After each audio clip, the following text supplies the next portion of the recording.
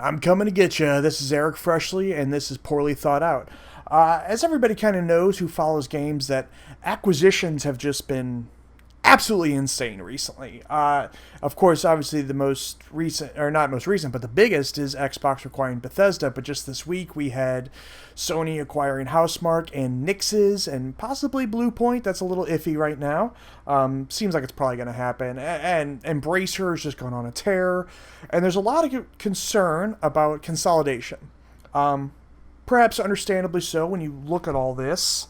But there's I think maybe we don't need to be so worried about it, because for every one of these studios that's getting acquired, and even publishers, it seems like there's more popping up all the time. Now, you might not think about them because a lot of them haven't released games yet, and so, it's hard to be a fan of them, but I just have a couple here written down that I just want to talk about, and these are established by talent who have incredible resumes.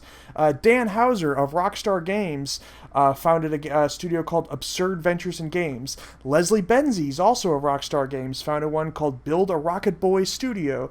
Jade Raymond, formerly of Assassin's Creed, started a studio called Haven. Sony's partnered with a studio called Deviation Games, also another studio called Firewalk Studios. Sony's partnered with them, but I want to make clear they're still independents. They don't belong to Sony. Same thing with Haven Games. Sony's partnered with them for their first game, still independent though.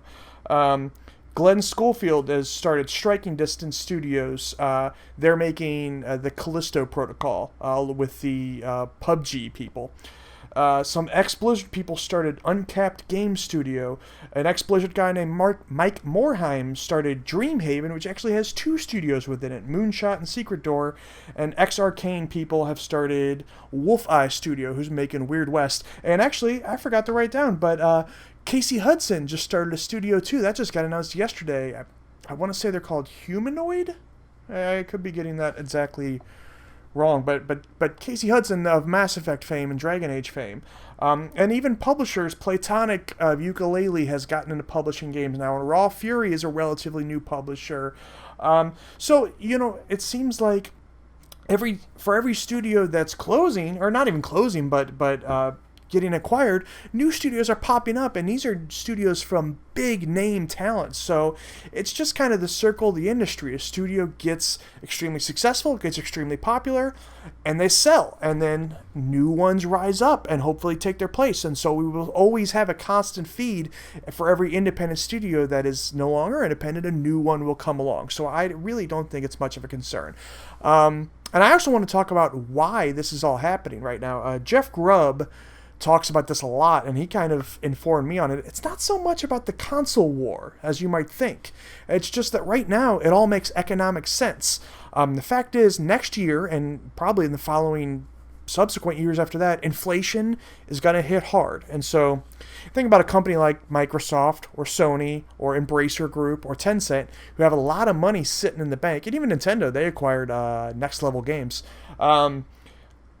That money that they have just sitting around, not doing anything with, is going to be worth less next year.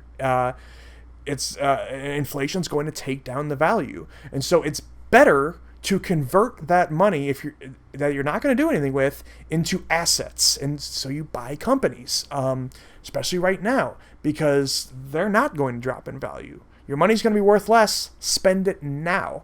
Also, not to get too political, but a lot of more left-leaning administrations are taking power across many, many countries, including here in the U.S. And so a lot of these companies are expecting their corporate taxes to raise. So they want to spend their money now. And on the flip side, on the studios, why are they accepting it? Well, because of the pandemic, and gaming was growing before the pandemic, but then the pandemic really just put the jet booster on things. That's not a phrase. I don't know why I said that, but it really just sped things up a lot. These companies are worth more. Studios are worth more than they ever have been and probably ever will be. So they're thinking right now is the time to sell. So for the companies, the major corporations, now is the time to buy. For the studios, now is the time to sell. So that's why all this is happening so rapidly, and it's not going to stop. There's going to be quite a few more this year. And probably next year as well. So it's just kind of the perfect storm of all this coming together. But like I said, there are new independent studios rising up all the time, and those ones, they will, become prominent. Like the ones, if you like their games and their games sell, they will become prominent, like CD Projekt Red did, until they had a fall. So maybe they're not the best example right now. But it's just going to keep cycling. New ones rise up, old ones get sold. Anyway, so yeah, I'm not really concerned about it right now, and I don't think you should be either. I think a lot of it is just spurred on by console wars. If you don't like Xbox and they buy a studio, well, that's a consolidation is a problem. If you don't like Sony and they buy a studio, then it's a problem. And a lot of it's just kind of thinly veiled BS. So anyway, there's some food for thought.